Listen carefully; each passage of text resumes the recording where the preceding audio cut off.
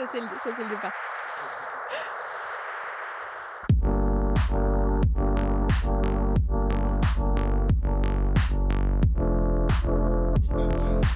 Bonjour à tous et bienvenue sur la toute dernière émission de la première saison de Greenwatching. Et comme vous le voyez, pardon, Rémi nous a déjà rejoint en plateau. Bonjour Rémi. Et on est aussi avec Isabelle Galli, donc vous êtes donc responsable, directrice de la maison de l'IA à Sophia Antipolis. Bonjour Isabelle. Bonjour Jade. Bonjour. Donc du coup, aujourd'hui, je vous propose de, de vous pencher avec nous et surtout de vous interroger sur l'impact du numérique au quotidien. Le numérique comme quelque chose qui peut forcément faciliter notre vie, mais qui n'est pas sans impact ni écologique ni déontologique pour notre profession de journaliste. On verra ça tout à l'heure, bien sûr, avec nos chroniqueurs en plateau, mais aussi nos 4 envoyés spéciaux qui sont en direct de Tours pour les Assises internationales du journalisme, spécialement ce week-end. Je reviens vers toi, Rémi. Tu seras donc en quelque sorte notre deuxième expert IA du jour. Oui, c'est ça.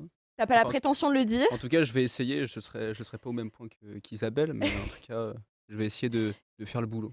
Et tu t'es penché sur la problématique des IA et de l'environnement, donc, puisque tous les jours, on effectue des recherches Google, bien sûr. On Mhm. s'amuse beaucoup avec ChatGPT maintenant, mais on a des questions. Est-ce que c'est vraiment écologique? Est-ce qu'il consomme le plus entre une recherche Google et une requête ChatGPT? Quelle est l'empreinte carbone d'un chatbot? On t'écoute, Rémi. Eh bien, merci Jade. Déjà, bonjour Isabelle. Je vous ai pas dit bonjour. Donc, bonjour. Il faut savoir qu'en ce moment, il y a un débat qui existe entre experts, mais même dans la sphère publique, sur l'impact environnemental du coup des chatbots tels que ChatGPT. Vous savez, ChatGPT dans le chat, c'est un modèle de langage entraîné par OpenAI, qui est l'entreprise qui l'a développé et qui est capable de générer du texte à la demande en utilisant l'intelligence artificielle. Donc le nom de ChatGPT, en fait, ça vient de la combinaison entre chat et GPT, qui signifie respectivement conversation et modèle de traduction de langage prédictif. Donc, ces définitions, ça reflète en fait la capacité de ChatGPT à simuler des conversations humaines de manière convaincante. Et donc, une innovation qui est quand même révolutionnaire, on l'a bien vu. Sauf que certains avancent que ces technologies, elles mobilisent énormément de puissance de calcul et donc d'énergie et qui est souvent carbonée, malheureusement, ce qui les rend moins écologiques qu'une simple requête sur un moteur de recherche comme Google, par exemple. Parce qu'on va voir que j'ai comparé du coup l'empreinte d'une requête Google et celle d'un chatbot. Donc cependant, cette affirmation quand même est à prendre avec prudence, car une recherche Google, elle ne s'arrête pas à Google, on va le voir, mais se poursuit souvent en consultant plusieurs pages web qui consomment aussi beaucoup d'énergie. Donc ainsi, pour une simple recherche informationnelle, il est fréquent de consulter au moins 3 pages web, ce qui nécessite l'appel à une base de données et des serveurs qui tournent en permanence et donc qui consomment en permanence. Et les navigateurs consomment aussi de l'énergie, en particulier s'ils doivent exécuter des codes JavaScript qui sont assez lourds. Ils vont consommer donc plus d'énergie.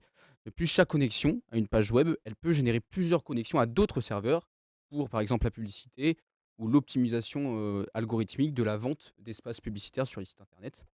Donc, une simple recherche Google, ça peut générer un minimum de 50 requêtes à des bases de données, ce qui représente 6 MO de données téléchargées et de nombreuses sollicitations du navigateur. Et selon certaines études, la moitié du trafic web, ça c'est autre chose, serait généré par des bots, donc pas par des humains, ce qui augmente encore drastiquement en fait l'empreinte écologique des pages consultées. Et en chiffres, du coup, l'empreinte carbone d'une requête Google, ça donne quoi? Ouais, alors du coup, je suis allé un peu chercher de mon côté. D'après un chercheur à Harvard qui s'appelle Alex Wisner-Gross, une requête Google, elle émettrait 7 grammes de CO2. 10 recherches sur Google émettent donc plus qu'un kilomètre fait à scooter, qui émettrait en moyenne 62 grammes de CO2, sachant que chaque jour, plus de 7 milliards de recherches Google sont comptabilisées. Donc chaque jour, si on prend tous ces chiffres, ça générerait 49 milliards de grammes de CO2, l'équivalent de 790 millions de kilomètres en scooter. Voilà, donc c'est pas le petit livreur de pizza qui va faire ça tout seul. Donc l'empreinte carbone des requêtes Google, c'est donc assez astronomique, on va pas se mentir. Attention toutefois quand même à ces chiffres qui ne restent que des estimations, qui sont purement théoriques. Mais c'est la même chose pour les chatbots, du coup? Alors pour les chatbots, en revanche, lors d'une requête sur un chatbot, donc comme, ChatGPT, mais il y en a d'autres, un serveur, il est aussi très sollicité pour répondre à 4 ou 5 questions pendant une conversation, classique. Mais une fois la conversation terminée, il n'y a pas ce système de connexion à d'autres serveurs ou à d'autres pages internet. Là, le navigateur de l'utilisateur, il est peu sollicité car il ne reçoit plus que quelques dizaines de kilooctets de texte. Donc, ainsi bien qu'une question sur ChatGPT consomme 4 à 5 fois plus d'énergie qu'une requête par mot-clé sur Google, elle ne génère pas toute la consommation donc d'énergie donc, que je vous ai expliqué juste avant. Il convient cependant, encore une fois, d'être prudent. Ce ne sont que des estimations et chaque requête et chaque conversation sont uniques et peuvent avoir des impacts différents en fonction de nombreux facteurs, même d'ailleurs de la longueur en fait, de Et certaines discussions. en chiffres, pardon, j'étais curieuse de savoir l'empreinte du coup des chatbots, ça donne quoi? Alors, du coup, selon une autre étude qui a été menée cette fois-ci par Casper Ludvigsen, qui est un data scientist danois, qui a notamment étudié du côté de Stanford, OpenAI aurait émis 552 tonnes de CO2 pour entraîner GPT-3. Donc, GPT-3, c'est la version actuelle de ChatGPT. Et en fait, ChatGPT, il n'est pas encore relié à Internet, comme pourra l'être Bard, le chatbot de Google. Et donc, afin qu'il puisse répondre à tout type de questions, en gros, il a fallu que OpenAI lui fasse, manger, ingurgiter une énorme quantité de pages internet pour qu'il soit à même de répondre à ces questions, qu'il ait les bonnes informations, enfin les informations d'ailleurs. Donc ce processus-là s'appelle le crawling et donc il est responsable de ce coût, immense, en carbone de ChatGPT et cette étape du coup elle concerne, tous les autres chatbots. Là je cite, uniquement Et ChatGPT, les mais il y plus en a connus, bien sûr. des dizaines d'autres et donc l'étude danoise, pardon, elle estime cette empreinte, donc une empreinte carbone quotidienne, pardon, de ChatGPT à 23 kilogrammes de CO2 donc par jour. En comparaison, un Français moyen, sur une année, il est responsable de 12 tonnes de CO2 par an. Là, par contre, si ChatGPT fonctionnait pendant un an, son empreinte carbone serait de 8,4 tonnes, donc soit environ les trois quarts de celle d'un Français moyen, et deux fois plus qu'une personne à l'échelle mondiale. Donc c'est drastiquement moins quand même qu'une requête Google. Mais du coup, c'est compliqué de comparer, mais au final, qu'est-ce que tu dirais, toi qui consommes le plus de CO2 entre Google et les Ouais. chatbots? Tout dépend de l'usage qu'on en fait après, bien sûr. Alors c'est une bonne question et du coup, en considérant quand même les chiffres que j'ai avancés, on voit quand même que les requêtes Google émettent quand même beaucoup plus, de CO2 que les simples requêtes qu'on peut faire sur ChatGPT. Faudrait-il que ces derniers, polluent beaucoup et que des solutions doivent être quand même, trouvées. Il y a plusieurs pistes qui sont étudiées. Moi, je pense que la plus simple et la plus évidente, c'est quand même l'optimisation, de l'efficacité de ces chatbots parce que, qui font encore beaucoup d'erreurs, on peut le voir, tous les jours. Plus la réponse en fait apportée à une question sera précise, efficace, et moins l'utilisateur sera forcé en fait d'effectuer d'autres recherches. Mmh. Donc ça, c'est la solution la plus évidente. Maintenant, il faut encore aussi améliorer des outils qui sont déjà très performants. Et ce n'est pas une tâche aisée. En tout cas, les cartes sont entre les mains des chercheurs, mais aussi quand même des utilisateurs qui doivent être conscients qu'une simple recherche additionnée à toutes les autres, on a vu 7 milliards de recherches par jour, c'est énorme, et ben ça peut mettre, en tout cas encore un peu plus, la planète en danger. Merci Rémi, je trouve que tu as déjà du succès sur le chat. On a un utilisateur qui nous demande l'utilisation d'Ecosia peut être une solution à cette pollution technologique. Alors, je dirais quand même que Ecosia, bah, pour ceux qui ne savent pas, c'est par exemple tu fais une recherche et ça plante un arbre Exactement, ouais. quelque part dans le monde. Bah, ça, bah, je trouve que c'est quand même une bonne initiative, sachant que les arbres, bah, ça capte le CO2, etc. Donc oui, ça peut être une solution. Maintenant, je sais que Google, de son côté, lui, il a plus tendance à acheter des crédits en fait carbone Mhm. sur le Ouais. marché, juste pour compenser le fait d'émettre beaucoup de CO2. Donc en fait, ils vont acheter les crédits auprès de, je sais plus ce que c'est, mais je crois que c'est la Commission européenne, en tout cas en Europe. Mhm. Donc là, on va polluer tant, donc on achète tant de crédits, comme ça, bah, ça pourra être réinvesti C'est dans ça. des actions écologiques, etc. Et ça, c'est plus une action, en tout cas une manœuvre de greenwashing, plus que des solutions efficaces pour vraiment dépolluer, quoi. En tout cas, dans le système de base des requêtes Google, je suis pas sûr qu'il y ait des solutions, en tout cas, qui soient assez efficaces Donc aujourd'hui. Ecosia, on est plutôt sur un système de compensation et Ouais, Google, ce serait donc acheter des crédits à des entreprises qui polluent moins et qui donc peuvent se permettre de vendre des ouais. crédits carbone, si je dis pas de bêtises. Si mes cours de SES sont encore frais dans ma tête, ça doit être ça. Ecosia donc a un aspect environnemental, mais comment faire en sorte que nos serveurs par lesquels passent nos données soient moins énergivores? tu as la réponse, Rémi, bien sûr. Eh bien oui, parce que je suis un expert en, non pas du tout, je sais pas, peut-être qu'Isabelle a une réponse? Non, et puis, enfin, moi, j'aurais pas posé la problématique comme ça, pour le coup. Donc, si on parle de l'empreinte écologique de l'intelligence artificielle, c'est louper quelque part un peu le sujet de à quoi sert l'intelligence artificielle. Mmh. Les technologies numériques nous ont permis de digitaliser le monde. De cette digitalisation, on en a fait un usage, et cet usage a une empreinte écologique. Et effectivement, sur une technologie à maturité, on peut commencer à réfléchir à comment réduire l'empreinte écologique de Mmh. l'usage qui est fait du numérique. Pour l'intelligence artificielle, c'est un peu différent. C'est un peu différent parce qu'on est sur une technologie émergente. Mmh. Et comme cette technologie émerge, on peut lui mettre de bons guidelines, c'est-à-dire tenter, au niveau de la conception, d'être le moins énergivore possible, le moins en empreinte carbone possible, etc. Mais on a surtout besoin des capacités de l'IA pour résoudre la complexité environnementale. Ouais. C'est que si on veut trouver et si on veut arriver à développer des solutions qui viendront réellement adresser la problématique environnementale, on a besoin d'entraîner des intelligences artificielles. Ouais. ChatGPT a une empreinte environnementale qui est très importante. Elle est peut-être pas basée sur des logiques algorithmiques ou de modélisation qui sont tout à fait écologiques. Et là, des progrès peuvent être faits. Mais par contre, cet exercice d'entraînement, et qui fait que à la fois on la nourrit de millions de données, hein, il y a plus que Wikipédia à l'intérieur de ChatGPT, et à la fois on va laisser l'utilisateur entraîner la machine. C'est fait pour quoi? C'est fait pour améliorer cette technologie. On est dans cette phase 1, cette phase de développement, où on a malheureusement une empreinte plus importante, mais la seule bonne nouvelle, c'est qu'il y a moins d'usage. Ouais. C'est-à-dire que, OK, c'est très énergivore, c'est très empreinte carbone, mais c'est pas tant usité. On a en ce moment la mode de ChatGPT-3, mais on en parle plus qu'on utilise. Et ce qu'on utilise n'est pas encore Ouais. très, enfin, on va pas loin.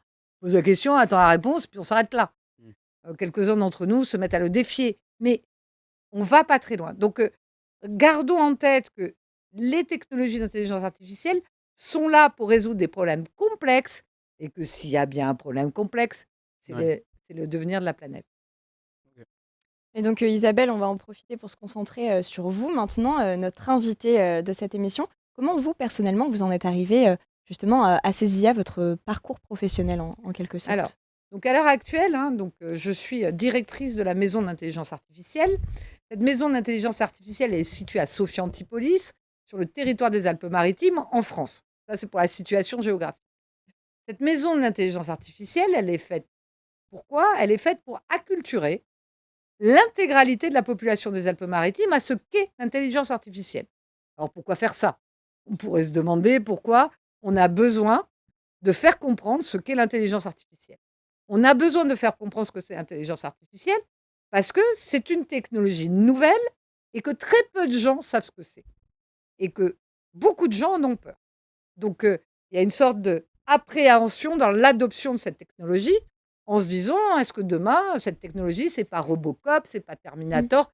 Excusez-moi pour ces références très années 80, mais bon, c'est générationnel, hein, on a vu les films qu'on a vus au cinéma. Donc, c'est pourquoi baisser l'appréhension dans cette technologie? Pourquoi faire, heu, que chacun sache ce que c'est? D'abord pour pouvoir prendre des choix sociétaux, des choix, politiques, hein. C'est pouvoir vraiment apporter à chacun un éclairage qui lui permet d'être un citoyen, heu, en phase avec son monde. Une fois que j'ai dit ça, la maison d'intelligence artificielle, bien évidemment, même si l'initiative vient du département des Alpes-Maritimes, vient de Charles Anginesi, son président, donc c'est une initiative politique, elle n'a pas que l'intention citoyenne. Elle a aussi, demain, on aura besoin de scientifiques en intelligence artificielle. Et pour avoir des scientifiques en intelligence artificielle, on a besoin que les collégiens n'abandonnent pas les mathématiques. Pourquoi? Mais pourquoi ne pas abandonner les mathématiques, me direz-vous? Parce que pour faire de l'IA, il faut des mathématiques. Et donc, on acculture les plus jeunes, on acculture aussi les plus vieux. Au jour d'aujourd'hui, les générations sont ce qu'elles sont, et souvent, ce sont les grands-parents qui s'occupent des jeunes. Si un gamin dit: «Moi, demain, je veux être testeur de jeux vidéo, je veux être éleveur de robots», si on a des grands-parents qui disent: «Oh non, mais tu veux faire n'importe quoi, fais un vrai métier, menuisier, journaliste, ce qu'on veut, fais un vrai métier», eh bien, le gamin, il va pas pouvoir s'orienter. Et déjà, quand on a tous vu la couche Parcoursup, il vaut mieux savoir ce qu'on veut faire de sa vie pour pouvoir remplir correctement un Parcoursup. Donc, c'est vraiment être au debout, hein, au debout. Au milieu, c'est les professionnels, c'est les actifs. Eux, ils sont dans des entreprises qui se transforment grâce à l'intelligence artificielle. Ils peuvent avoir des comportements responsables. Ils peuvent avoir c'est faire prendre conscience, hein, c'est ça l'acculturation. C'est arriver à un état de conscience. Et puis, il y a les professionnels du secteur. On a une chance incroyable dans les Alpes-Maritimes d'avoir, à la fois des formations, hein, à l'université Côte d'Azur, qui a en son sein un 3IA Côte d'Azur, c'est un institut interdisciplinaire en intelligence artificielle qui a vraiment, sur le volet intelligence artificielle, une vraie offre et une vraie capacité de recherche. Il y a énormément de chaires en intelligence artificielle qui ont été développées par le 3IA. On a énormément d'équipes de recherche et donc on a cette inventivité, cette capacité à innover sur le territoire. Et cette capacité à innover, elle va irriguer nos startups. Plein de nos jeunes montent des startups et des moins jeunes, hein, d'ailleurs, parce que c'est des technologies souvent anciennes, l'intelligence artificielle, malgré ce qu'on croit. Plein de startups vont développer des produits. Or, ces produits, ces services qu'elles vont développer, il faut qu'elles aient un marché. Si les entreprises, y compris les entreprises locales, si on veut qu'elles restent là, n'adoptent pas ces technologies, nos startups vont être obligées de partir. Donc, on crée dans la maison d'intelligence artificielle ce cercle vertueux qui permet qu'elle se développe. Et quand la maturité sera un peu plus importante, mais même déjà, hein, les questions éthiques sont déjà présentes, la question du green se posera et se pose déjà. Hein, et on a déjà des startups, hein, j'en citerai qu'une, mais il y en a beaucoup plus, il y en a plein d'autres, hein, mais c'est une des plus connues du département, c'est My Data Model, qui au lieu de faire de l'apprentissage machine avec du big data, peut le faire avec du small data. Mais je me permets juste de vous couper pour qu'on puisse vraiment profiter de votre récit personnel. On se demande juste, vous, qu'est-ce qui vous a passionné dans ces nouvelles technologies et comment vous voyez le futur de l'IA? Vous nous avez parlé Terminator, Robocop, il y en a vraiment qui s'imaginent ça comme ça. Vous, qu'est-ce qui vous a fasciné, vous dire, je veux travailler dans ce milieu? Alors moi, j'ai un parcours qui m'a pas prédestiné à faire des sciences ou j'ai fait un bac littéraire, hein, donc Ah oui, rien à voir donc. voilà, j'étais coincée par ce bac littéraire, je ni les lettres, puis je pouvais plus rentrer en fac de maths, donc j'ai fait droit. Hein, j'ai fait droit, j'ai fait la fac de droit de Nice d'ailleurs, hein, j'ai fait droit à Nice, j'ai fait un master 2 recherche, comme on dirait aujourd'hui, hein, en droit international, donc aucun rapport au départ. Sauf que, et ça, c'est parce que je suis une femme et que vous savez qu'il y a des stéréotypes concernant les femmes. J'avais un conjoint qui, lui, était dans le numérique. Et donc, bien évidemment, le cabinet avocat où je suis rentrée a commencé par me confier des dossiers liés à des innovations technologiques dans le secteur numérique, pensant que puisque j'avais un conjoint dans le numérique, je comprendrais mieux le start-upper en face de moi, etc. Et quand on découvre les start-upers, on n'a qu'une envie, c'est de continuer à les accompagner. Ah, il y a un aspect conquête de l'Ouest, vraiment un aspect Far West qui est très intéressant. Et ma formation de droit international m'a amené à vraiment, à vraiment pouvoir discuter des premiers sujets du droit du numérique. Vous savez, le premier sujet du droit du numérique, c'est quelle est la loi applicable à l'Internet. Hein, à partir du moment où on a un contenu qui peut être vu n'importe où dans le monde et peut être produit n'importe où dans le monde, quelle est la loi? Alors que la loi est territoriale, comment on applique la loi Internet?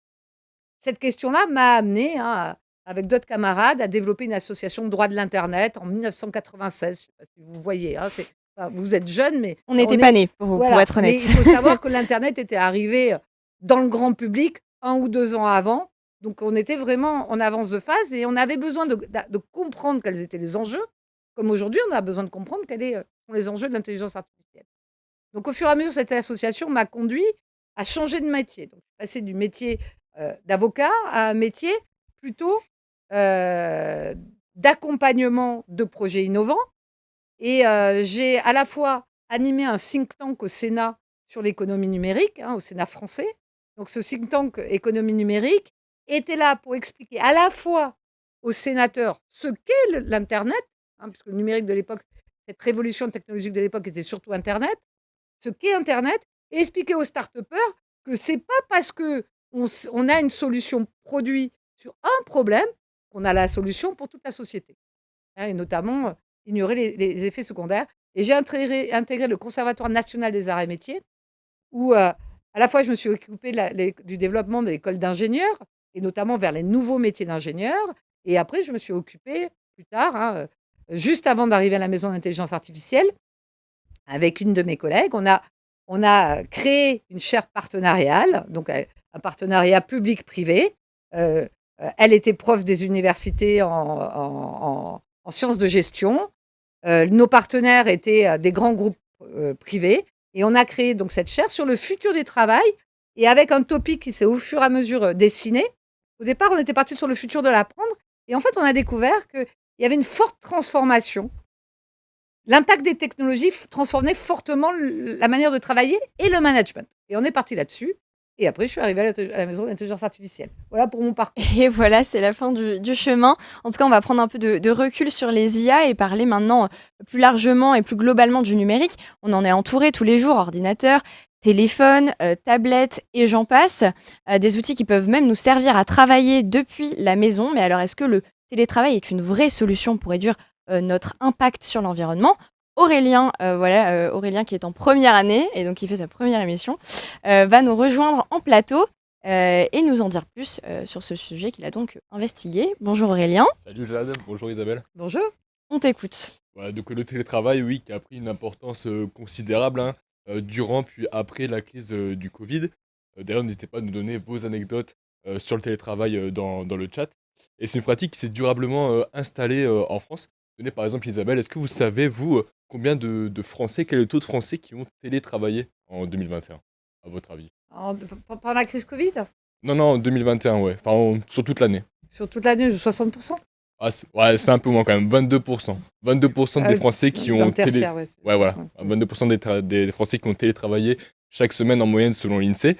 Et même si la raison principale du télétravail, c'est pas forcément l'environnement, on s'est demandé si télétravailler, c'était une bonne solution pour réduire notre impact. Donc forcément, avec le télétravail, eh ben, tous nos déplacements pour raisons professionnelles vont être réduits, notamment les trajets domicile-travail. Et ce sont justement des trajets qui se font souvent en voiture thermique. Donc forcément, qui dit moins de déplacements domicile-travail en voiture, dit réduction des émissions de gaz à effet de serre. Et l'enjeu il est de taille, puisque sur les 120 millions de tonnes de CO2 émises en France chaque année, près d'un quart, soit donc 30 millions, sont dus aux véhicules automobiles, avec donc aussi à la clé une nette amélioration de la qualité de l'air. Est-ce qu'on a pu remarquer d'autres effets bénéfiques qui ont été induits par le télétravail? Et ben oui, justement, rappelez-vous, il y a 3 ans, le monde entier, ou presque, était confiné. C'était il y a 3 ans, déjà, c'est quand même passé assez vite. Et on a pu constater du coup une nette amélioration de la qualité de l'air. Selon une étude du laboratoire des sciences du climat et de l'environnement, les émissions mondiales de dioxyde de carbone ont diminué de 7% sur les 4 premiers mois de 2020 par rapport à la même période en 2019. Mais bon, on le sait, cette période de confinement, elle n'est pas du tout représentative d'une situation de télétravail normale. C'est pourquoi l'ADEME, l'Agence de l'environnement et de la maîtrise de l'énergie, a calculé la réduction des émissions de dioxyde de carbone envisageable hors situation de confinement. Et donc si par exemple 35% des actifs télétravaillent, ce qui est une hypothèse jugée envisageable, eh bien 817 000 tonnes de CO2 seront émises en moins chaque année. Cela revient donc à dire comme si chacun d'entre nous, toi Jade, moi, vous Isabelle, on roulerait 1000 km de moins chaque année, donc c'est quand même... J'ai pas mon permis, donc... Pour moi en tout cas, et pour vous. Mais du coup, ouais, c'est quand même énorme, 1000 km en moins chaque année.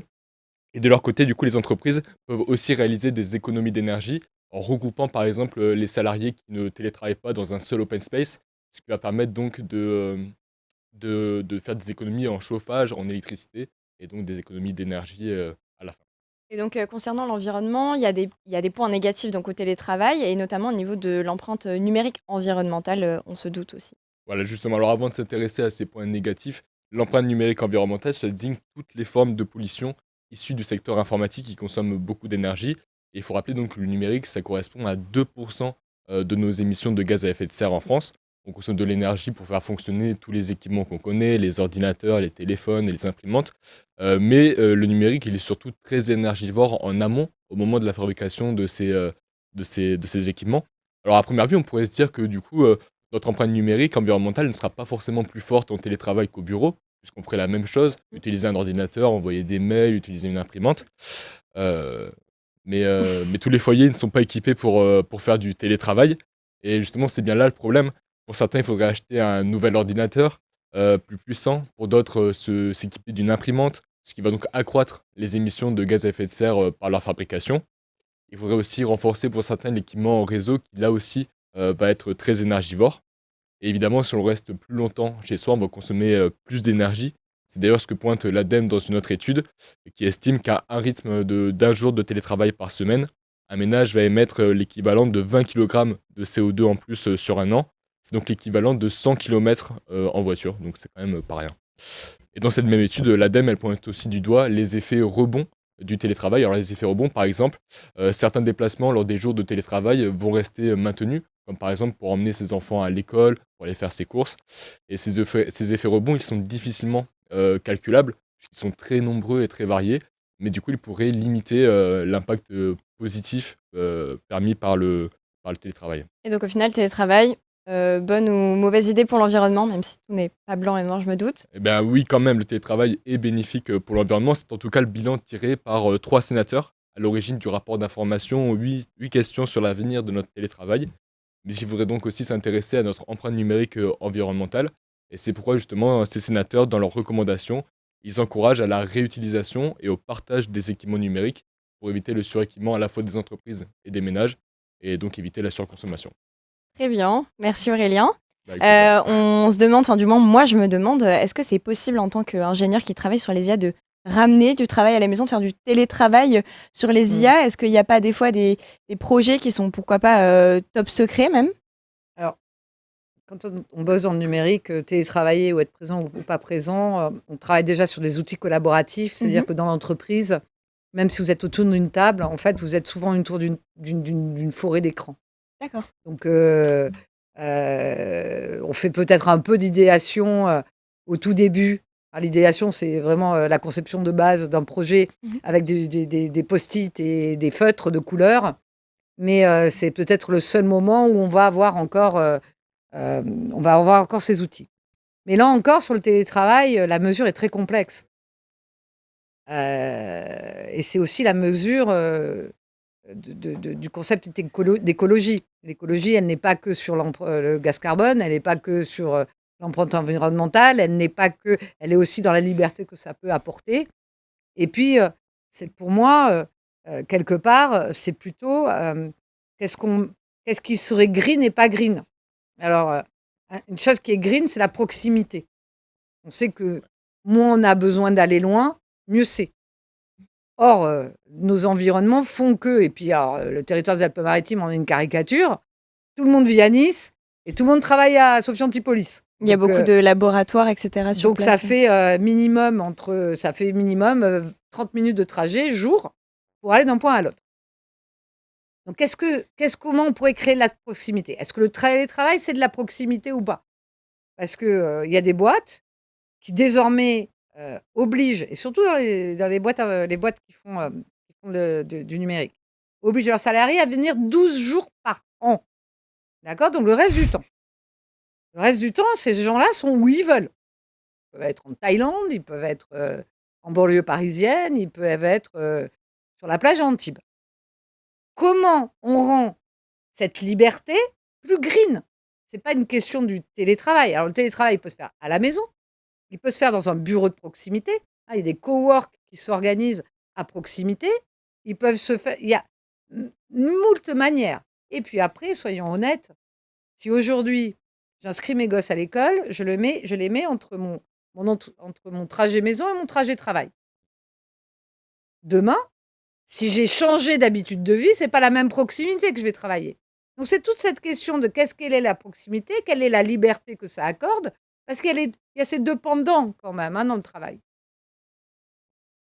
Et donc, je suis désolée, j'ai été happée par un commentaire plutôt marrant dans le chat qui nous dit vivement le télétravail dans le bâtiment, ça. Donc, voilà, un petit peu de courage à nos charpentiers, nos zingueurs, voilà, les gens du bâtiment. Effectivement, c'est pas un travail facile, mais pour le télétravail, je pense qu'on peut encore Alors un là, petit peu attendre. Hein. non, pas du tout. Dans le Avec bâtiment avec l'intelligence Avec artificielle, l'intelligence à artificielle. l'heure actuelle, dans les espaces qui sont complexes, on va envoyer des drones, on va envoyer des robots, on va envoyer il y aura des gens que vous avez tous vu, je ne sais plus le nom de ce film où il est dans une caravane et il tue à distance. C'est Je à suis pas partir très d'un drone. cinéphile. Donc, Ouais, ok. j'avoue, là, j'ai pas C'était avec le fils de Clint Eastwood, mais je ne me rappelle plus le prénom. Et c'est un film qui a 3 ans, hein, maxi. Euh, L'ouvrier, entre guillemets, pilote à distance D'accord. son instrument de travail. On peut très bien imaginer une partie du bâtiment en télétravail. Voilà, on le fait déjà. Quand vous devez faire une mission d'inspection, une mission de maintenance sur une centrale nucléaire, on n'envoie pas les Oui. humains. Ah oui, ça c'est clair que de ce côté-là. Ok, donc c'est une piste à creuser Ouais. pour les ouvriers du bâtiment. Maintenant, je vous propose de passer à un petit jeu, donc ça va pas être compliqué. On va vous afficher 2 images, donc une qui a été générée par une IA et une qui a été prise ou réalisée par l'homme. Vous verrez, il y a aussi des illustrations. À vous de me dire laquelle est laquelle. Donc je précise auparavant que les images sont volontairement de qualité pas optimale, puisque les IA ne peuvent pas encore produire des images d'une qualité exceptionnelle. Enfin, du moins, comment dire, les services qu'on a utilisés pour réaliser ce jeu, puisque je suppose, Isabelle, que les IA peuvent créer des images très convaincantes, on s'en doute. Tout à fait. Il Et y a, on va il y le a- voir il y a dans le jeu. aussi une volonté éthique à ce qu'elles soient moins convaincantes pour qu'on continue à les distinguer pour l'instant. D'accord, eh oui, Mais tout ce qui est Ouais. fake, deep fake, on va en parler ça la juste après, ouais. tromperie. Bah là, on crée de l'image, vous verrez rien. C'est vrai que c'est très convaincant, on en parlera justement dans les écueils qui peuvent se retrouver dans le métier de journaliste et auxquels on doit faire face maintenant. Le jeu va commencer. Si les images veulent bien s'afficher, parfait. Donc nous avons donc un homme, un vieillard, si je puis dire, à la mer. Donc dans le chat, n'hésitez pas à jouer et à nous dire laquelle vous pensez qui a été générée par une IA et l'autre prise par un appareil photo. Isabelle, je ne sais pas si je vous fais jouer parce que c'est un peu de la triche.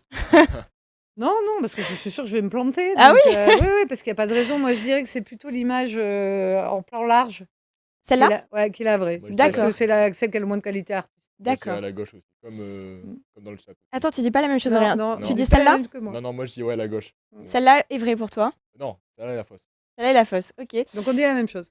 Ah ouais, Voilà. ok, d'accord. Et ben, je suis désolée de vous apprendre que vous C'était avez tort. l'autre. Vous Voilà. avez tort, voilà. C'est Cette Brieux qui photo, l'a fait en plus. elle a été prise par Brieux, qui est donc étudiant à l'école et Il est qui trop fait fort, de, c'est un de bon très belles photographe. photos. Ouais, bah oui, il est trop fort. Trop fort. Voilà, et donc ça a été généré par une IA. Voilà, on passe à la suivante. Cette fois-ci, il se trouve que ça n'est pas une photo. C'est une illustration, peinture, appelez ça comme vous voulez. Alors, selon vous, laquelle a été générée par une IA et laquelle a été faite par un artiste? Et n'hésitez pas à répondre, bien sûr, dans le chat, je jouer dirais avec que nous. l'individuel est la vraie photo. La Celle-là vraie serait image. donc la Ouais. vraie. Ouais, moi aussi. Alors, Giroïne nous dit la 1. La 1 La par une IA, la 1 par un humain. Du coup, ça va être pas beaucoup. Dans le chat.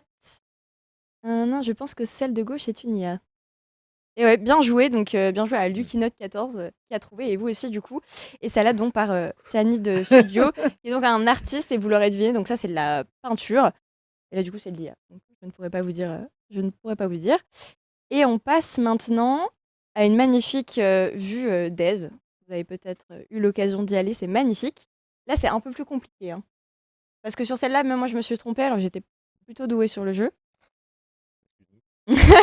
Excuse-nous d'être nuls. Non, je suis pas en train de dire ça. Mais celle-là est vraiment difficile. Quoi. Je connais mal Aise. Moi je dirais à gauche, c'est la vraie. À Allez, gauche, je suis. Ouais. Fais-moi confiance. raté. Raté. Non, non. Donc celle-là est fausse et celle-là est vraie. Celle qui est elle a été réalisée par le guide du routard. Voilà. À vérifier que le guide du routard n'a pas utilisé. Ouais. À vérifier, ouais, c'est vrai Aussi, qu'il faut fact-checker. Et donc la dernière, très compliquée aussi, je trouve. Wow. Deux visages de jeune homme. Alors, moi, je trouve que celle de gauche, c'est vraiment The person does not exist. Ah, On ok. dirait vraiment qu'elle est générée par ça. D'accord. Donc je Ouais. dirais que la vraie, c'est celle de droite. Bah, moi, je veux dire, la vraie, c'est celle. Moi, je vais prendre le contre-pied. La vraie, c'est celle de gauche. J'ai le contre-pied. Il y a des stratégies maintenant. Eh bien, vous vous êtes trompé, voilà. Non, vous n'êtes pas Ah, trompé. Ouais. Et vous avez été très très forte parce qu'effectivement, elle vient du site thisfacedoesn'texist.com, donc qui génère des visages qui n'existent pas dans la vraie vie. Donc Mais il y les avait deux un sont piège, fausses. les deux Ouais. étaient fausses. Il y avait un piège, mais vous avez quand même su les déjouer. Vous avez été plutôt bon. Félicitations. Merci à Lucas en régie, en tout cas, de nous avoir préparé cette petite animation. Donc vous le voyez, l'intelligence artificielle peut créer des jeux, pourquoi pas, peut nous servir à simplifier notre quotidien, mais ces technologies peuvent aussi s'avérer être un véritable atout technologique, comme va nous le démontrer Mathieu, qui va entrer en plateau. Il s'était caché derrière un pilier. Je me suis dit, Mathieu a disparu. Bienvenue Mathieu. Je te laisse le temps de t'installer. Salut Jade, bonjour Isabelle. Alors, Bonjour. c'est un atout écologique. J'ai dit tu peux quoi me faire technologique. Moi, je vais plus être sur Écologique. l'écologie. Donc voilà, ouais. Donc, comme le disait en fait Rémi tout à l'heure, en effet, malheureusement, le problème des chatbox, c'est que ça peut s'avérer être un véritable gouffre écologique. Mais on va voir ici que, en fait, grâce à des chatbox comme ChatGPT et d'autres technologies et d'autres intelligences artificielles, et ben en fait, ça peut être un véritable atout écologique. Donc, en effet, l'IA, depuis quelques années maintenant, elle peut être utilisée sur de nombreux domaines. Est-ce que toi, tu as des idées peut-être? Isabelle, je vous demande pas parce que vous connaissez sûrement la réponse. J'ai des Enfin, idées, mais je voudrais pas spoiler ta chronique, donc Mhm. je vais te laisser poursuivre. D'accord, on commence tout simplement avec le tri des déchets, en fait, déjà, qui a été énormément appuyé par l'intelligence artificielle ces dernières années. Donc, on peut voir ça en 3 axes. Dans un premier temps, on a la vision par ordinateur. En fait, c'est des systèmes qui vont permettre d'identifier, grâce à une intelligence artificielle, différents types de déchets en analysant leur apparence. Donc, les caméras, elles vont capturer des images et qui vont leur permettre tout simplement de savoir, grâce aux algorithmes, si c'est du papier, du verre, du métal, etc. Et cette technologie, elle est très souvent utilisée dans les centres de tri de déchets pour justement pouvoir trier de manière automatique. Et ensuite, ça va également être pourvu d'un apprentissage automatique. Ça veut dire que les algorithmes d'apprentissage automatique vont progresser au fur et à mesure qu'ils vont être utilisés. Ils vont être de plus en plus performants et ils vont ensuite pouvoir céder des couleurs, ce genre de choses pour être de plus en plus Mhm. justement performants pour trier les déchets. Et ensuite, on va dire l'ultime grade, ça va être en ajoutant de la robotique à cette technologie, où en fait, on va avoir des bras mécaniques qui vont pouvoir trier justement ces déchets une fois qu'on leur envoie les informations justement des caméras de vision, etc. Et donc, ça, c'est une avancée quand même exceptionnelle parce que ça permet d'éviter un travail très fastidieux et surtout de le rendre plus efficace quand on sait à quel point trier ces déchets devient extrêmement important. Donc voilà pour ce qui est du tri, mais l'intelligence artificielle elle est également très importante dans le domaine des transports. Avec, bon, ça fait qu'un petit peu futuriste, mais avec normalement notamment les fameux véhicules autonomes de Elon Musk qui nous vantent depuis quelques années. Alors, bon, on utilise nous déjà pas mal l'intelligence artificielle quotidiennement pour nos transports. Par Mhm. exemple, Google Maps est pourvu d'intelligence artificielle.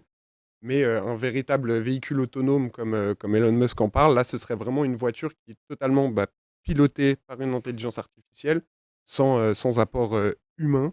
Mais voilà, ça reste Ouais, ça reste très Mm. longtemps encore de se dire la Tesla toute seule. tout à fait. Ça existe déjà, mais c'est des véhicules qui, pour l'instant, sur la route, ne peuvent pas dépasser les 60 km/h parce que c'est pas encore extrêmement sécurisé. Mais qui sait, c'est quelque chose qui pourrait arriver. Ensuite, un autre secteur où, d'un point de vue écologique, c'est également très très important, c'est tout simplement l'agriculture. En effet, l'intelligence artificielle, elle va apporter vraiment des avantages considérables pour rendre l'agriculture plus écologique. On va pouvoir en effet optimiser la gestion de l'eau, c'est-à-dire que c'est plus l'homme qui va directement choisir la quantité d'eau, on va dire, mais là, ça va vraiment grâce à l'intelligence artificielle, on va pouvoir choisir au millilitre près la quantité d'eau dont la plante a besoin. On peut s'imaginer qu'une telle technologie à échelle planétaire, ça pourrait économiser des quantités d'eau exceptionnelles. En temps de sécheresse aussi, Tout à fait. dans le Var, C'est etc. totalement dans les problématiques Mhm. actuelles. Ensuite, l'IA, elle peut également aider à optimiser la fertilisation des cultures en utilisant en fait des algorithmes pour analyser les données des sols. Et ainsi, les agriculteurs, ils pourraient appliquer la bonne quantité de nutriments nécessaires pour les plantes, donc bah là, on rejoint aussi la même problématique qu'avec l'eau. Là, comme ça, on éviterait du gaspillage. En fait, on aurait pile la quantité nécessaire. Donc, l'IA, elle peut aussi aider à prévenir les maladies des cultures et détecte rapidement en fait, les signes de maladie et suggère les traitements les plus appropriés. Et qu'est-ce que tu entends par traitement approprié? Alors là, malheureusement, ça va être beaucoup moins green, mais c'est les pesticides. Mais au moins, grâce aux IA, en fait, ça permet de cibler précisément le plan malade, entre guillemets, ou qui a besoin d'un traitement. Et donc, au lieu de pulvériser de pesticides un champ entier, on pourrait cibler uniquement bah, les plants qui nécessitent un tel traitement. Ensuite, pour finir, quelque chose qui m'a amusé quand je faisais mes recherches, je suis tombé en fait sur des ruches connectées. En fait, c'est tout simplement, là on peut voir, c'est des Valaisans, des compatriotes suisses qui ont établi ce magnifique, système et en fait, c'est des ruches, voilà, connectées qui permettent, bah, de ne pas avoir un impact direct de l'homme qui doit se rendre sur la ruche pour, par exemple, régler la température ou ce genre de choses. Ici, tout est contrôlé à distance, via des caméras et en fait, ça permet, bah, justement, de limiter le stress anthropique, c'est-à-dire, l'action de l'homme directement sur la ruche qui, diminue l'activité, des abeilles et son efficacité. Il y aurait encore tant de choses à Mmh. dire avec, l'IA, mais je vais m'arrêter là pour les biens de ma chronique. Merci, merci Merci à toi. Mathieu. Et on se posait la question là actuellement, est-ce que du coup à Sophia Antipolis, il y a des projets qui sont mis en place, des IA, des projets numériques qui justement sont là pour soutenir l'écologie ou du moins les Alors, problématiques environnementales? je ne suis pas forcément au fait de tous les projets. Par contre, je voulais souligner des choses intéressantes Mhm. que vous avez dit dans votre chronique. La première des choses, l'IA est très forte pour gérer les flux. Mmh. C'est-à-dire qu'elle est capable de gérer un flux de circulation. On sait qu'une voiture qui n'est pas dans un embouteillage, déjà, elle pollue un peu moins. Hein. Et on peut, en gérant les flux, aussi imaginer des navettes autonomes. Et il y a eu une expérimentation à Sofia qui a été faite là-dessus. On peut imaginer une navette autonome qui va démarrer uniquement quand des gens en ont besoin. Et non pas à la demande, Mmh. mais par exemple à Singapour, quand vous vous approchez d'un arrêt de bus, Mhm. il y a eu une analyse des déplacements des gens de Singapour et le bus va démarrer du dépôt en fonction des habitudes des gens et va confirmer ses habitudes par le fait qu'ils se dirigent vers l'abri de bus ou pas. Mais On du n'a coup, pas les mêmes problématiques de RGPD, de règlement personnel des données, c'est à c'est une Singapour. routine quand même ou ça va alterner chaque Pardon? jour? C'est une routine que ce bus va Alors, prendre ou? c'est un bus, c'est-à-dire qu'il a un parcours, Mmh. mais le parcours et la fréquence est optimisé par l'usage. OK. Et c'est fait en temps réel. C'est-à-dire que c'est pas prédit, Mmh. c'est pas prévu, c'est fait en temps réel. D'accord. C'est-à-dire que si finalement Monsieur Wong ne vient pas à l'arrêt de bus, eh bien ça va en temps réel peut-être modifier les Le stops, trajet. etc. OK. C'est-à-dire qu'en gros, quand vous montez dans un bus à Singapour, vous n'appuyez sur le bouton stop que si c'est pas comme d'habitude. Sinon, ça prend comme d'habitude. Monsieur Wong est dans le bus, donc on s'arrête à tel endroit. OK. D'accord. Donc la gestion des flux, c'est très fort. C'est très fort aussi pour l'eau. Et ça peut, et quand on est fort en gestion des flux, évidemment, on est aussi dans la détection de problèmes. L'IA est forte en détection de problèmes, et donc elle peut amener à ce qu'on répare rapidement s'il y a une fuite. À l'heure actuelle, on est souvent en maintenance préventive ou en maintenance prédictive, c'est-à-dire qu'on se dit ça va tomber en panne, mais on n'a pas, on a l'information en temps réel qui amène à ce qu'on fasse la réparation. Ça, c'est l'IA qui peut l'apporter. C'est la combinaison de plein de capteurs, d'une analyse, d'une analyse de la donnée et qui va permettre ça. Donc, on va économiser l'eau, économiser le trajet parce qu'on gère mieux le flux.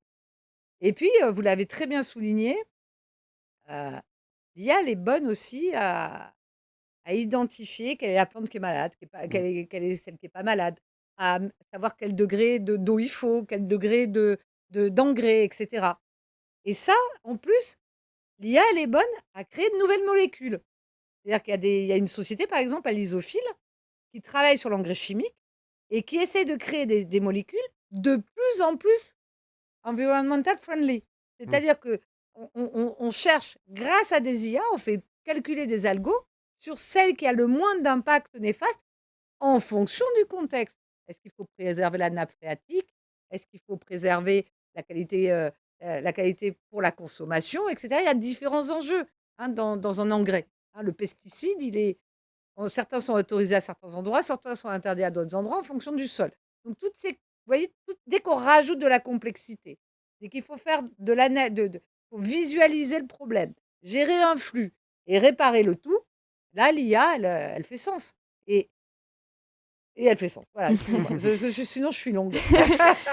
En tout cas, maintenant, on va quitter Singapour et on va aller du côté de Tours. Voilà, c'est peut-être un petit peu moins exotique, mais c'est là où on va retrouver Baptiste et Nina qui sont actuellement, donc cette semaine, aux Assises internationales du journalisme. Bonjour Baptiste.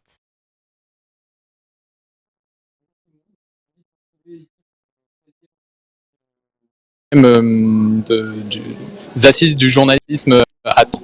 Donc ici on se trouve dans un grand endroit, c'est le MAM, c'est une ancienne imprimerie qui est maintenant une pépinière entreprise avec c'est un lieu d'innovation. Voilà. Pour toute cette semaine, on accueille des assises du journalisme de Tours avec des conférences, des ateliers, des formations, et des médias avec des studios télé, radio. Et avec moi, j'ai Élodie Martinez. Bonjour. Vous êtes donc journaliste et coordinatrice monde de la formation à l'investigation numérique. Alors, juste avant, vous aviez normalement dirigé les équipes d'investigation numérique en Amérique latine et en Espagne pour l'AFP. Un atelier justement sur la vérification de l'information. Et moi, j'ai une première question. Est-ce qu'on a de plus en plus besoin de vérifier l'information en ce moment? Bonjour à tous, merci de m'inviter à ce direct. Pour répondre à votre question, je pense que oui, on a de plus en plus besoin de vérifier l'information, surtout parce que tout le monde a de plus en plus accès à Internet, ce qui est une bonne chose, et aux réseaux sociaux, ce qui est une bonne chose aussi démocratiquement parlant, sauf qu'il n'y a plus de filtre, et donc tout ce qui est partagé sur les réseaux sociaux n'est plus vérifié avant d'être publié. Donc, tout ce qui est maintenant publié a besoin d'être vérifié a posteriori, alors qu'avant, on faisait une vérification avant la publication. Et du coup, il y a de plus en plus de journalistes de fact-checking, de vérification de l'information. Il y a de plus en plus de services de vérification de l'information dans les rédactions. Oui. Je pense que c'est d'ailleurs essentiel, même si a priori ça peut paraître superflu pour les rédactions qui ont des ressources peut-être un peu limitées. Mais pour donner l'exemple de l'AFP, en 2017, l'équipe d'investigation numérique n'était composée que d'un journaliste. Et aujourd'hui, on est plus de 140 dans le monde. Donc c'est un peu pour illustrer le besoin de vérification qu'il y a partout sur la planète. Et pour ça, on utilise de plus en plus d'outils qui sont de plus en plus qui se multiplient en fait pour essayer d'être à la hauteur des différents types de désinformation qu'on retrouve sur les réseaux et pas seulement sur les réseaux. Ça peut être de la vérification de discours politiques ou ça peut être une vérification de tout type. Et alors là, en ce moment, il y a récemment la version 4 de ChatGPT qui vient de sortir. Et la nouveauté est qu'il peut désormais se nourrir d'Internet en temps réel et il peut donc répondre à des questions d'actualité générale.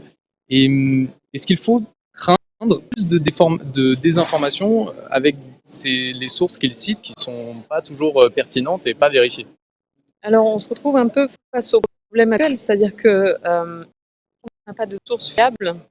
On ne peut pas tenir compte de l'information qui nous est donnée, que ce soit par un logiciel ou par une personne.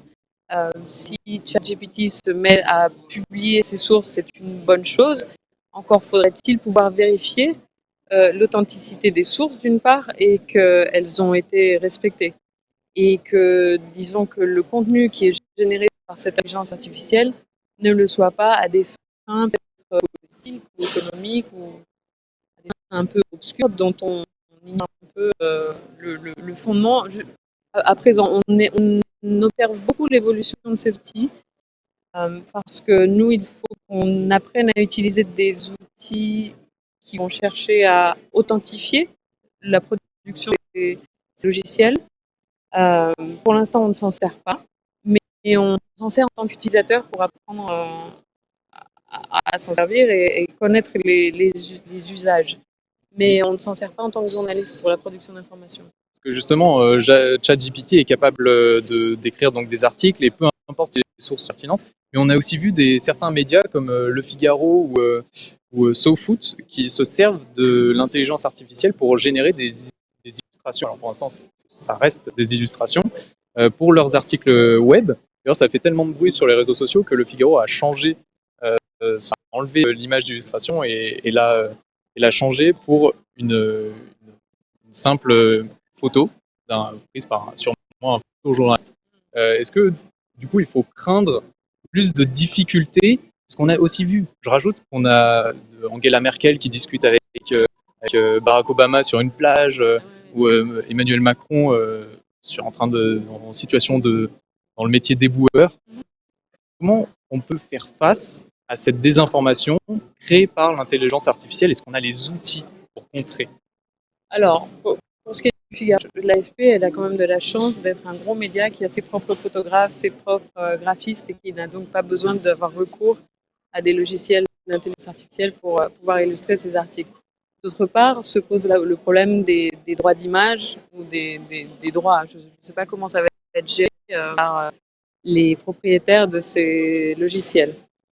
Et finalement, c'était quoi la deuxième partie de la question? La deuxième partie, comment est-ce qu'on a les outils pour faire face aux images générées? Justement, Alors, comment détecter si c'est une vraie, une fausse? Comment on fait? Pour l'instant, on a la chance d'être face à des images et à des contenus qui ne sont pas encore au point. C'est-à-dire que si on arrive à trouver le premier fichier qui a été partagé sur les réseaux créés par un logiciel d'intelligence artificielle, si on zoome sur une image, par exemple, on devrait trouver des indices qui nous disent que l'image n'est pas authentique, en fait. Par exemple, il y a des policiers à 6 doigts, il y a des panneaux de interdits bleus alors qu'en France ils sont rouges, il y a des fonds d'écran qui sont peut-être avec des formes géométriques tordues. Donc c'est des logiciels qui n'arrivent pas à reproduire exactement la réalité, même si elles sont super performantes. Après nous, on est pour l'instant beaucoup dans l'observation de l'évolution et des images elles-mêmes. Et on essaye aussi d'être au courant de tous les logiciels qui évoluent en même temps pour essayer de détecter l'authenticité des images et des contenus. Et d'une manière générale, est-ce que l'intelligence artificielle, tu es ami ou ennemi du journalisme pour l'instant? On en est où? Pour l'instant, nous, dans l'équipe d'investigation numérique, on ne travaille pas avec ces logiciels pour produire du contenu. Donc, pour l'instant, on est plutôt on n'est pas ennemi, mais disons, on doit contrer toutes les productions qui sont faites par les utilisateurs sur Internet à travers ces logiciels, parce que souvent, c'est des contenus qui sont utilisés à des fins pas seulement ludiques. C'est-à-dire qu'il y a une intention derrière de transmettre des messages qui sont en général qui ont un politique ou qui ont des fins. Et enfin, à terme, on pourrait utiliser l'intelligence artificielle justement pour automatiser la vérification de l'information. Ça pourrait se développer?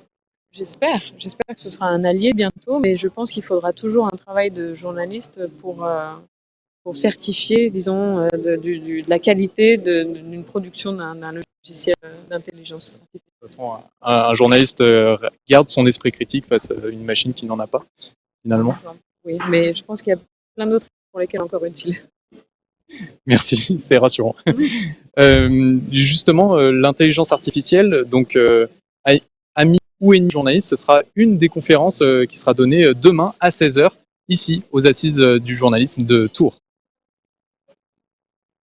Merci Baptiste, je reprends la main. En tout cas, cette interview était super intéressante et je crois qu'elle en a fait réagir plus d'un puisque Olivier Théron, professeur de journalisme web, il a plein d'autres casquettes, vous le verrez, vous allez le comprendre, nous a rejoint en plateau. Bonjour Olivier.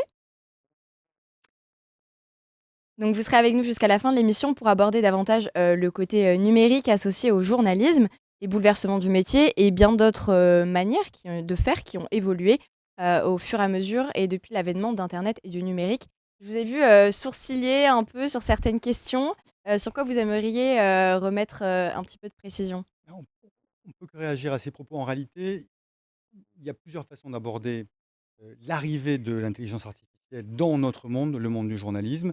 Soit on le voit effectivement, comme le voit la consoeur de l'AFP, dans une pratique précise au quotidien, aujourd'hui et maintenant, soit on essaie de l'appréhender dans un mouvement plus vaste. Et on va dire que c'est ce qui m'intéresse. Pour repositionner un petit peu les choses, la révolution de l'IA dans notre monde à nous de l'information et de la communication, c'est le deuxième étage de la grande fusée qui va nous amener dans une autre ère, qui est la révolution numérique. La révolution numérique a changé la façon dont les gens se parlent entre eux. Et donc a changé en réalité la façon dont les gens conçoivent le monde. Avant, on parlait d'un monde vertical, un monde avec des gouvernants, des gouvernés, des émetteurs, des récepteurs, etc. Et la révolution numérique fait qu'aujourd'hui, en fait, on est sur un monde qui est horizontal, où votre parole, Isabelle, comme la sienne, comme la mienne, comme celle de ceux qui sont là, en fait, chaque parole peut, par le biais des réseaux sociaux, par le biais du numérique, eh bien, devenir aussi importante l'une que l'autre. Donc, on est sorti de l'ère du mass média, un émetteur des millions de récepteurs. Nous sommes entrés dans l'ère du tous média. C'est le premier étage de la révolution numérique, une nouvelle façon de penser le monde. Et cette nouvelle façon de penser le monde, en fait, elle vient d'être dynamitée, ou en tout cas d'être amenée plus loin, c'est le deuxième étage, par l'arrivée dans notre champ de l'intelligence artificielle. L'intelligence artificielle qui donc est en capacité d'écrire des réponses, de faire des comptes rendus. Donc, nous avons déjà réfléchi, vous savez, le journaliste, c'est celui qui répond aux 5 W, le où, quand, quoi, comment, pourquoi. Et on sait très bien que la révolution numérique, en fait, le où, quand, quoi, elle a complètement transformé. Vous vouliez une anecdote, on en a parlé tout à l'heure. Alors, je me resitue dans les années 2010-2011. Je vous rappelle 2007, invention de l'iPhone. Donc, les gens commencent à émettre. Le développement de la 3G, c'était à peu près à la même époque. Et moi, je travaillais pour France 2 à ce moment-là. Et c'était le moment des fêtes de Noël. Et souvent, au moment des fêtes de Noël, il y a des braquages de bijouterie. C'est comme ça. Non, mais c'est saisonnier, c'est saisonnier.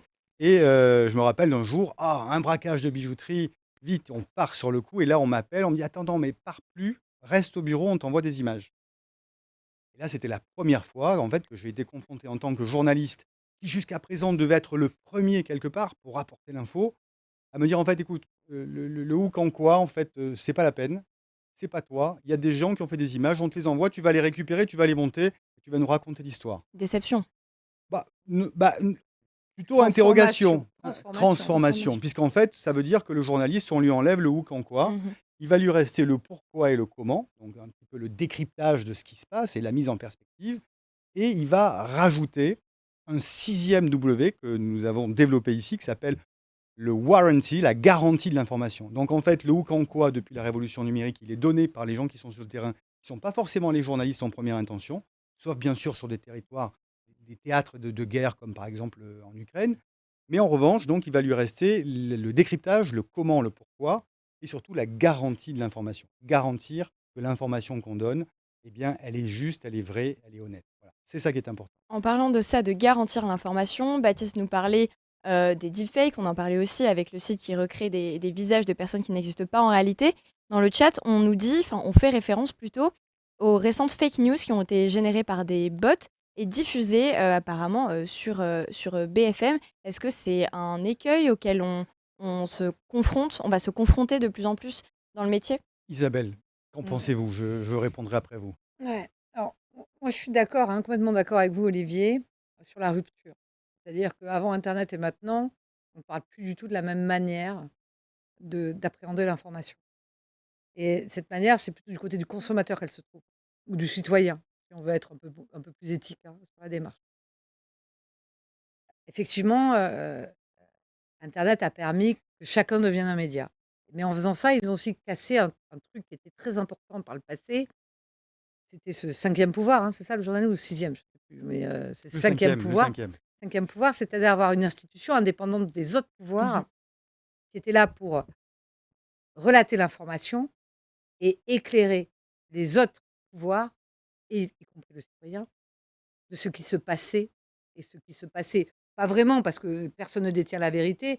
Et quand on prend des journaux aussi diamétralement différents que Mediapart ou Le Figaro, on sent bien qu'on n'est pas sur la même vision des faits. Et pourtant, en même temps, ça ne me remet pas en cause la véracité ou la sincérité du journaliste et son professionnalisme, la différence. Mais on est rentré dans cette phase où tout le monde peut générer de l'information. Et avec cette phase-là est arrivée une deuxième tendance qui, elle, là, a énormément bousculé le journalisme. J'ai plus confiance en mon voisin Mmh. que dans un journal, dans une institution qui pourtant a des valeurs éthiques profondes. Mais c'est une autre façon de penser le monde. C'est-à-dire qu'effectivement, on est sorti du monde vertical, du monde prescripteur, à un monde horizontal. Et c'est bien pour ça que le journaliste est la première victime de la révolution numérique et qu'il sera aussi la première victime de la révolution de l'IA derrière, puisque son rôle même dans la société, il est questionné par une innovation techno qui est plus qu'une innovation techno, qui est une révolution et qui en fait fait que chacun peut détenir une vérité et qu'il peut la partager. Et que donc finalement, tout ce qui vient d'en haut est sujet à caution. Donc ce que dit le journaliste est sujet à caution. Donc, Je vais compléter mon propos parce que Je vous ai coupé. ouais, parce qu'en fait j'avais un troisième point qui pour expliquer. Donc le premier point, tout le monde est venu en média. Le deuxième point, vous avez perdu la crédibilité alors que vous continuez à vous contraindre pour rester crédible. Et le troisième point, si vous êtes désormais challengé par la capacité que tout un chacun aura à produire désormais de l'information. C'est-à-dire qu'une IA générative offre la capacité d'écrire et de visualiser à n'importe qui. Et en plus de dire n'importe quoi. Mais ça, c'est un fait. Donc on a à la fois une profusion d'informations qui va être créée grâce à des outils automatisés. Et là, ça va faciliter l'écriture. Et donc, déjà qu'on a une info-obésité, ça va encore l'amplifier. On a cette perte de confiance dans le journalisme au profit de la rumeur. Et on a cette consommation verticale des médias. Comment on sort son épingle du jeu quand on est journaliste? C'est la vraie question. Comment on sort son épingle du jeu? Parce que sans le cinquième pouvoir, la démocratie dysfonctionne. Mais alors, moi, j'irai plus loin, je dirais que la démocratie est déjà questionnée par la révolution numérique. La démocratie, selon Tocqueville, c'est l'adhésion de l'ensemble du corps social au système en place. Quand on a un taux d'abstention qui frôle les 60, 70% selon le type de scrutin, on peut se dire simplement, au regard de ce que dit Tocqueville, que la démocratie est en danger, ou en tout cas qu'elle ne fonctionne plus. Donc, quelque part, que le journaliste comme cinquième pouvoir ne fonctionne plus, ça ne fait que De rajouter conforter au problème au fait sociétal. Mais que quand- la révolution numérique a dynamité Ouais. la démocratie représentative. C'est bien ça le problème, c'est bien ça le sujet. Si les jeunes ne votent pas aujourd'hui, c'est pas qu'ils n'ont pas d'idéaux politiques, c'est pas qu'ils ne croient pas en la politique, c'est qu'ils ne croient pas dans le système de démocratie représentative. Ils veulent donner leur voix pour un projet et non plus donner leur voix à quelqu'un. C'est ça le grand changement. Parce qu'en fait, dans leur façon de parler le monde, dans leur nouvelle façon de parler le monde, eh bien, ils ne comprennent pas, les générations Z, pourquoi est-ce qu'ils vont donner leur voix à quelqu'un alors qu'ils sont en capacité de le porter. C'est ça le gros changement. Ça nous touche, nous médias, mais ça touche les politiques. Les politiques ont le même problème que nous, un problème de crédibilité, on le voit tous les jours. Et c'est ce problème, en fait, la vraie analyse, à mon sens, c'est pour ça que je la porte, c'est qu'effectivement, c'est un changement de monde. C'est un changement de monde qui est dû à cette révolution numérique. Et si on va un tout petit peu plus loin, à moins que vous vouliez que je vous redonne la parole, Oui. je vous la En fait, donne. à chaque fois, je finis pas mon propos. Mais c'est le principe du journaliste, c'est de couper la parole aux gens. Ouais, et donc, du coup, quand ne finissant pas mon propos, je peux pas aller au bout du raisonnement. Allez-y. Donc, et puis, je n'étais pas là pour résoudre, enfin, pour essayer de tenir un propos sur toute la démocratie, même si ce facteur démocratique, effectivement, est prégnant de la question du cinquième pouvoir. C'est-à-dire, en quel état sont les 4 autres pouvoirs, on est d'accord. Mais si on parle du cinquième pouvoir, donc du pouvoir du journaliste, comment on lui redonne de la force? C'est une vraie question. Et celle-là, j'aimerais y répondre si vous me laissez le Ah, mais temps. si vous avez une piste, ça m'intéresse. Oui, mais voilà, Je vous d'un, écoute. j'ai un peu perdu mon fil, donc du coup, j'ai un peu perdu ma piste au Je suis passage. désolé. Mais voilà. Donc, ce journaliste de demain, il a des outils différents. Donc, il peut avoir le pouvoir de la reconquête. Il peut aussi, on le dit, hein, ce désamour qu'a la population pour les médias commence à lui poser problème à elle. C'est-à-dire que demain, l'info-obésité va devenir un peu un souci pour tout le monde. C'est-à-dire que d'être confronté à trop d'informations, ça conduit à des burn-out, ça conduit à ne plus comprendre le monde, à l'absence de lisibilité, et ça conduit au fait que les gens sont moins résilients.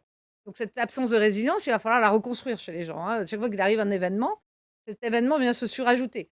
On est passé du Covid à la guerre en Ukraine, à la crise énergétique, au pouvoir d'achat. Il est très Il y a anxiogène.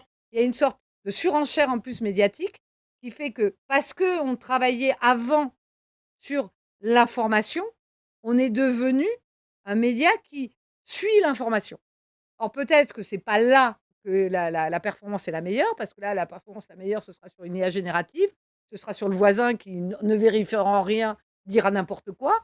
Là où la vraie valeur journalistique pour moi c'est comment je rends tout ça, tout ça lisible et dans une temporalité. Le problème est, quelle est la juste temporalité qui conviendra à chacun des citoyens? Et là, l'IA peut être une solution. N'oubliez pas que l'IA est très bonne à gérer des flux, à gérer la personnalisation, à savoir ce qui intéresse les gens, et donc accompagner le journaliste pour lui permettre de délivrer au bon moment le décryptage et la synthèse de ce que... il n'y a rien de mieux qu'une synthèse du matin, par exemple, pour la plupart des gens. Et c'est ça, c'est quelque part là-dedans, dans la reprise du temps, que vous aurez vos chances. Après, tout dépend du canal. Le problème aujourd'hui, c'est qu'avant, il y avait un canal, hein, on allumait la télé, on lisait le journal. Enfin, il y avait 2-3 canaux avec la radio. Aujourd'hui, il y a autant de canaux qu'il y a de réseaux sociaux, qu'il y a finalement d'émetteurs. C'est ça la grande difficulté. C'est que certaines personnes, aujourd'hui, entre le moment où on se réveille et midi, même un quinquagénaire comme moi est mis en contact plus de 10 fois avec l'actualité. Donc pourquoi je vais attendre le journal du soir? Il n'y a aucune raison. Donc pour en revenir à l'IA, bien sûr, l'IA et le journaliste. On le voit, on l'a essayé en classe, hein, l'IA, c'est super intéressant. On veut écrire un article, un véritable outil. Et c'est ce que je dis aussi, est-ce qu'il vaut mieux réfléchir un quart d'heure et rédiger 1 heure et demie, ou réfléchir 1 heure et demie et écrire un quart d'heure? En gros, l'IA, on va lui poser des questions. C'est ça le grand changement de société qui arrive en réalité, le grand changement d'air, c'est qu'on va sortir de l'ère de la réponse pour entrer dans l'ère de la question. Nous avons tous été formés depuis qu'on est né à répondre à des questions. Et aujourd'hui, en fait, il y a une intelligence artificielle qui répond mieux et plus vite. En revanche, cette intelligence artificielle, elle va fonctionner bien que si on est capable de lui poser des questions. Et c'est ça le changement d'air de demain. On peut évidemment s'inquiéter des fake news, du deepfake et tout ce qu'on voudra, mais c'est un épiphénomène qui est limité dans le temps. C'est que demain, ces problèmes de deepfake, en fait, on les aura plus, puisqu'il y aura des outils de confirmation de l'information, par exemple par la blockchain, on peut très bien l'imaginer, qui feront en sorte que, il y aura plus d'images fausses, ou en tout cas, on saura qu'elles sont fausses. Rappelez-vous les débuts d'Internet, il y avait un nombre de blagues et de fake news dessus. Je suis pas sûre qu'ils se rappellent les débuts de l'Internet. Non, Oui, mais c'est vrai. non. C'est vrai. Mais là, le grand changement, en fait, c'est un changement, c'est pas un changement technique, c'est un changement de vision du monde. On va sortir de l'ère de la réponse. Et vous savez que ce formatage pour écrire des réponses, c'est quelque chose de très formatant, justement, et qui laisse de côté beaucoup de gens. Et au contraire, prendre tout ce temps que l'on utilise pour écrire des réponses, eh bien, on va le prendre pour imaginer un autre monde. Et on va solliciter l'intelligence artificielle pour qu'elle nous aide à créer un autre monde. Et c'est bien ça le sens de l'histoire que l'on va vivre, j'en suis persuadé. C'est-à-dire que vraiment, on va donner sa place à l'imagination, au rêve, grâce à l'intelligence artificielle, à la réflexion et non plus à la contrainte de la réponse. Donc, je me permets de clôturer le débat et peut-être finir par dire qu'il n'est pas question, comme disait Baptiste, d'amitié ou d'inimitié, mais plutôt de conciliation finalement des intelligences artificielles avec le devenir de la notre vision métier. que nous avons, nous, à l'Occident, de rapport à la machine. L'Asie, le robot est considéré comme quelqu'un avec qui on coopère. Nous, on est quelqu'un avec qui on est en compétition. Et je pense qu'il est très inspirant d'aller voir du côté des Asiatiques comment ils intègrent ces technologies d'intelligence artificielle au métier de journaliste, parce que justement, ils n'ont pas l'appréhension qu'on a, nous, de par notre culture, où on est plutôt en compétition avec la machine. En Corée, peut-être pas en Chine, puisqu'en Chine, ça devient un outil de coercition aussi, l'intelligence artificielle. Pas forcément dans le journalisme. C'est pas forcément dans une application métier. C'est pas parce qu'on fait un usage de l'IA en matière de coercion sociale que la vision et la perception qu'ont les Chinois de l'intelligence artificielle en fait qu'un outil de répression. Ils n'ont d'ailleurs pas cette perception du tout, les Chinois. Ils ne voient pas l'État comme on le voit nous non plus. Parce que nous, on considère souvent comme un outil de coercition. Eux, ils sont plus sur une idée de mère nourricière. Donc, il faut faire extrêmement gaffe quand on juxtapose nos valeurs occidentales sur la pensée asiatique. En tout cas, on a Aigrette 50 qui a pris un petit peu la défense de notre génération en précisant, on se souvient quand même des débuts de l'Internet, étant donné qu'on est arrivé à la démocratisation de l'Internet. Donc, c'est vrai qu'on a vécu plusieurs phases, mais peut-être pas le tout début d'Internet. Oui, c'était pas négatif de ma part. Hein. Non, C'était non, que mais bien quelque sûr. part, vous aviez intégré depuis la naissance cette C'est ça. manière d'interagir, C'est ça. alors que nous, on est passé du téléphone à cadran à Internet.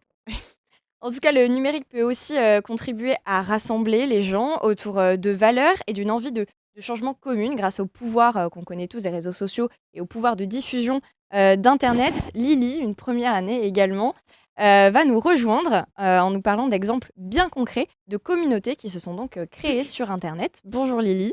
Bonjour Jade, bonjour Comment Isabelle. vas-tu? Bonjour. Très bien, merci. T'en prie. Alors, on pense souvent au militantisme lorsqu'on pense aux manifestations, mais pourtant, il y a aussi du militantisme sur les réseaux. Donc, le mouvement lancé par Greta Thunberg, Youth for Climate, qui vise les jeunes, a ici une très bonne occasion de communiquer sur Instagram où 70% des utilisateurs ont moins de 34 ans. Donc, le compte national français a environ cumule 29 000 abonnés. Mais vous pouvez aussi suivre les déclinaisons par ville, donc par exemple Youth for Climate de Tours ou de Nantes par exemple. Ces comptes vous permettent d'être au cœur de l'actualité écologique de votre ville ou à l'échelle nationale. Vous êtes donc informé sur les mobilisations, les clean walk et l'actualité climatique générale. Lily, est-ce qu'il y a d'autres formes de militantisme sur Instagram? Peut-être pas la manifestation, mais tout simplement des petites actions qu'on peut mettre en place au quotidien? Eh bien oui, on voit apparaître beaucoup de comptes sur les réseaux pour améliorer son impact environnemental au quotidien. Alors certains comptes préfèrent se spécifier dans certaines pratiques, comme Minimal Quotidien, qui cumule 157 000. Donc voilà, Minimal Quotidien avec 157 000 abonnés et Retour au naturel avec 135 000 abonnés. Deux comptes qui partagent des astuces pour réduire les emballages et les produits chimiques les jours de ménage. Donc le savon de Marseille, le bicarbonate de soude, le vinaigre blanc, tous ces produits naturels qui peuvent être utilisés pour plusieurs usages différents pour nettoyer votre maison. Mais ce qui marche également beaucoup sur Instagram, c'est la mode, on le sait tous. Pourtant, son industrie est une des industries les plus polluantes au monde, avec en comptant donc ses transports, son coût énergétique et les produits chimiques dans certains cas. Et les déchets. Et les déchets aussi, oui. On en voit beaucoup en Chine. Il y a donc beaucoup de comptes qui abordent le sujet de la mode éthique et durable. Donc parmi eux, on a le média thegoodgoods.fr avec 69 000 abonnés. Donc voilà, The Good Goods. Donc son but est d'accompagner les soucieux de l'environnement à obtenir un dressing plus durable et plus éco-responsable. Donc le compte, il propose l'annuaire de ses marques préférées, mais aussi des articles qui vont graviter autour du sujet. Donc par exemple, donc là on a un premier exemple, les friperies et dépôts-ventes qu'on aime à Clermont-Ferrand. C'est très précis, Clermont-Ferrand. C'est très, C'est très Aurélien précis. qui t'a payé, Lily? Non, j'ai eu aucun lobbyisme, c'est promis. Mais sinon, il y a aussi des articles comme H&M. La dernière collection est-elle vraiment responsable? Donc voilà, des petites sources pour vous informer sur le sujet. Écoute, merci beaucoup Lily. On va maintenant repartir du côté de Tours, où Valentine et Bastien font partie du jury étudiant pour le prix Enquête et Reportage. Ils nous expliquent leur rôle tout de suite. C'est Baptiste. Quelle surprise!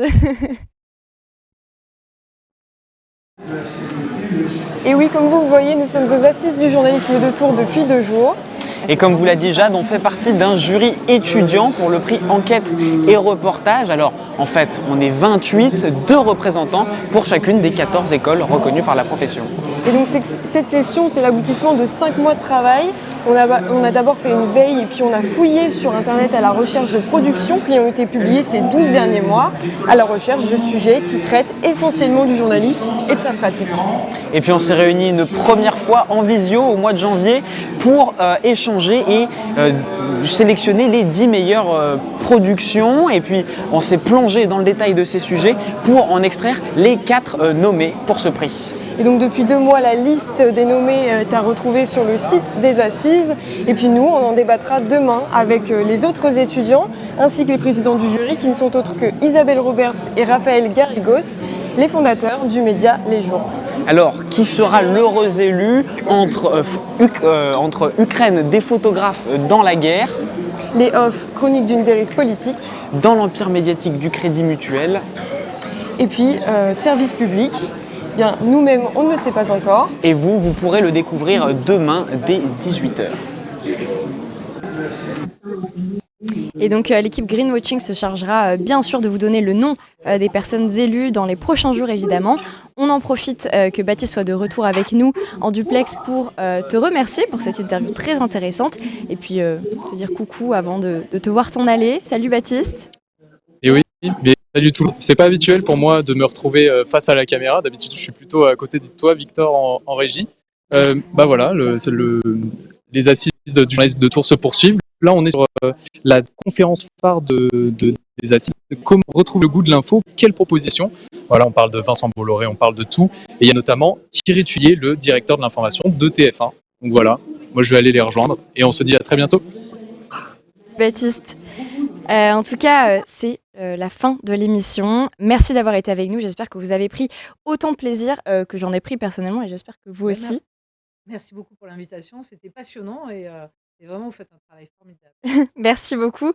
Merci d'avoir joué avec nous également. Giroïde, Yams, Jojoba. On a eu pas mal de gens qui se sont joints à nous pour le jeu, qui était une première d'ailleurs dans le Greenwatching, plutôt convaincante. En tout cas, c'était la dernière de Greenwatching, mais de la première saison de Greenwatching. Vous nous retrouverez donc d'ici septembre. Enfin, pas totalement nous, en fait plutôt les premières années, qui seront donc des deuxièmes années l'an prochain. En tout cas, Lily, est-ce qu'on peut compter sur votre promotion ? Normalement, oui. Je l'ai toujours su, de toute manière.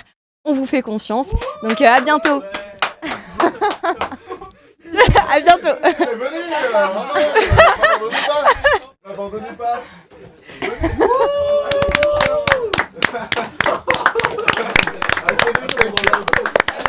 Est-ce qu'on est encore à l'antenne?